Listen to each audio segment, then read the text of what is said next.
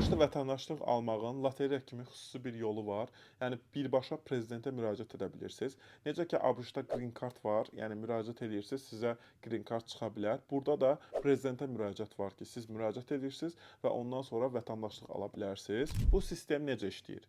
İlk növbədə sənədlərinizi hazırlayıb prezidentə müraciət edirsiniz və bu proses belədir ki, bu çox fərqli bir prosesdir. Yəni heç bir əsas olmadan da sizə müsbət cavab gələ bilər və yaxud rədd cavabı gələ bilər. Yəni bir növ lotereya və green card kimidir. Sadəcə əsaslardan biri bu olmalıdır ki, müraciət edən şəxs Polşada olmalıdır və inteqrasiya göstərməlidir. Məsələn, polyak dilini bilməlidir və yaxud burada biznes sahibi olmalıdır, öz işi olmalıdır, vergi ödəməli, cəmiyyətə inteqrasiya etməlidir. Və bu vətəndaşlığa müraciət etdikdən sonra bu proses bir il kimi çəkə bilər və bir ildən sonra müsbət cavab da ola bilər və yaxud mənfi cavab da gələ bilər. Bu proses necə aparılır? Yəni ilk növbədə LiveTalk şirkəti olaraq biz bütün sənədlərimizi hazırlayırıq və hazırlandıqdan sonra da, yəni bu diqqətli hazırlanmalıdır. Hazırladıqdan sonra müraciət edirik və məsələn ilin sonu qərar verilir ki, 10.000 nəfərə və yaxud 5.000 nəfərə prezident vətəndaşlıq verəcək. Və bunu da bildirim ki, buradan gələn atqaz, yəni rədd cavabı ilə bunun heç nəyə təsiri yoxdur. Sadəcə bu bir lotereya kimi bir şeydir.